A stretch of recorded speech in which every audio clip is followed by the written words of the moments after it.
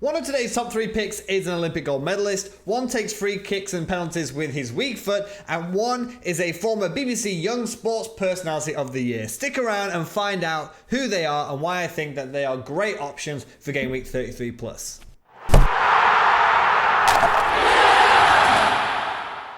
Hello and welcome to today's FPL video where we're looking at the top picks for Game Week 33 plus and beyond. My name is Rob, and if you do like this video or find it helpful, then please leave a like and maybe subscribe. So let's kick off with an honorable mention first, and a player who has divided the FPL community in such a way that there was even a hashtag trending. It's the man who saves us all, Nick Pope. 5 million under 19.6% team selected by. He's picked up 19 points in the last 2 game weeks. There was a lot of hate for the Burnley shot stopper, with hashtag Team No Pope doing the rounds. No sympathy for those, though, from me. That went for the likes of Foster with Watford's defence so far this season. He's got more points than Aguero and Robertson so far this season, which is absolutely incredible. What a man. And he's got Sheffield United in Game Week 33 plus, which for me is another game that just screams 0-0. I'll also tell people now that there are going to be no Liverpool players in these top 3 picks, despite them playing Villa at home. They play City on Thursday night, then Villa on Sunday afternoon. And following what Klopp has been saying, I imagine a lot of rotation happening at Liverpool. Plus, you don't need me to tell you that choosing a playing Liverpool player, a starter, at home to Villa is obviously a good choice. Up first, we've got Raul Jimenez, 8.3 million, 36.5% team selected by. Now, Raul disappoint a lot of people in Game Week 32 plus, with a large number of people captaining the Mexican marksman. This could lead to a lot of people not to trust him for a while, but in FPL, you can't have that kind of, well, he let me down once, so I'm not going to play him again kind of attitude. Or you'll just end up with a Martial hat-trick situation, like a lot of people face this year. It's not just about how good Jimenez is, though. 15 goals, 6 assists, usually a nailed-on talisman for a top Premier League side, and still only 8.3 million. He is the joint second best striker in FPL this season alongside Danny Ings, and just 5 points behind the top scorer Jamie Vardy. Did he have a good game against Aston Villa? No. He still managed 3 goal attempts with 2 shots coming from inside the box. However, Villa set up a strong back line. They're fighting against relegation, and it was a Midlands derby. It was a derby match, so they're going to be more up for it. Plus, Traore started on the bench this week, and the season link between Jimenez and Traore has been fantastic, with the Wolves pair being the best link-up players so far this season, with Traore giving Jimenez 5 assists and Jimenez giving Traore 3 assists. So the reason for me to choose Raul, though, is less about how good he is and how bad defensively Arsenal are. First up, we've got motivation. Arsenal are in 10th place, a supposedly top side of English football, gradually on the decline in recent years, and not even in a Europa League qualifier place. They've got nothing to play for, and if you've seen Arsenal play, with the eye test, they don't exactly scream determination. Sure, Guendouzi can grab Maupay by his neck after goading Brighton all game, but that does nothing at all for the side. In terms of stats, though, it gets worse for Arsenal. Arsenal have conceded the most shots on target over the last 4 game weeks, with 26 on target, and that includes Aston Villa, who have played 5 games at this point, and Arsenal have only played 4.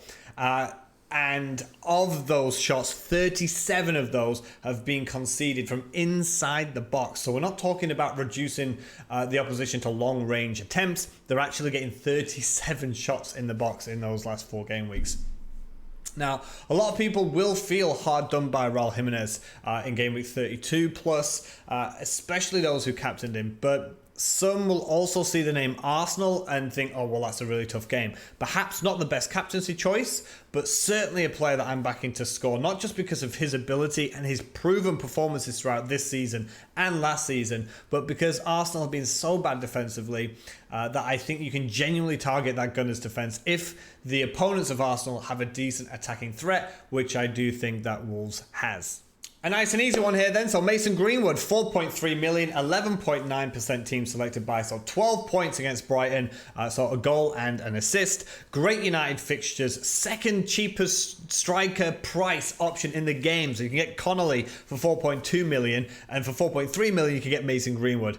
Issue, of course, for a lot of people in all teams really is going to be minutes, but he has played 79 minutes and 90 minutes in the last two games, and it does look like he's earning that starting 11 place. And he actually took 3 bonus points against Brighton, which is incredibly impressive considering Bruno scored a brace in that match. So a midfielder scoring 2 goals could not get more bonus points than a striker with a goal and an assist, which rarely happens. 6 goal attempts, 4 in the box, showing he's getting right up there. And it surprisingly and quite successfully had a very, very good pass completion ratio percentage in the final third. 97% pass completion in the opposition final third. And that shows good composure and vision and decision making. He also made 5 recoveries and 2 interceptions, showing that he's a high-pressing forward that's eager to be on the ball or win the ball back for the side, which obviously is also a very good point. Already transferred in for me, home to a Bournemouth side who, prior to Newcastle, haven't won a game in the last 6, last winning at home to Aston Villa on February 1st. He's my first transfer in for Connolly this week, with Foden likely in for St. Maximin next week. So the third choice is the Stockport Messi Phil Foden. 5.2 million, 1.4% team selected by, and he's been highly praised by Pep Guardiola. He's stated, and I quote, he's so unfair for not playing Phil Foden, and that Foden is the most talented player he has ever seen. We're talking about Pep Guardiola, ex-Barca, ex-Bayern Munich manager, ex-Barcelona player. That is a huge compliment. And we saw glimpses of that brilliance against Burnley in Gameweek 30 plus, where he got 16 points and 2 goals in 78 minutes. Sadly, a knock kept him out of the Chelsea game. He didn't even make the bench in that one, so we were unable to see if he was possibly going to retain his place. But either way, with City safe in second and with other competitions to play for, I cannot see Foden not getting any more game time. City's fixtures following Liverpool, the Liverpool game, are potential big point earners, and they face off against some very, very shaky defenses. Now, of course, the elephant in the room here is rotation, and that's even without the additional risk added since the restart of football. Pep roulette is a famous term that we all know, but the lad is 5.2 million and very likely to at least come on for some games. And even if it's just for 20 minutes, a player of that price and that quality in a team of Manchester City's quality, I think that's a steal. Even if he's coming on for just a quarter of the game, he's a young lad, he's fighting for his place, he's eager to impress. They're against weaker sides, so even for 5.2 million, if you don't always get 90 minutes out of him, I still think he's a great value option in that Manchester City side. And lowering to a 5.2 million will allow you to spread funds to improve areas elsewhere. But he is supposed to be the long-term successor of David Silva, who's leaving at the end of the season. So it just would surprise me that we're not going to see more from Phil Foden in a Manchester City starting 11, or at least coming on the bench for 30 minutes a game. It just would not make footballing sense for him to not get more minutes in the remainder of the season.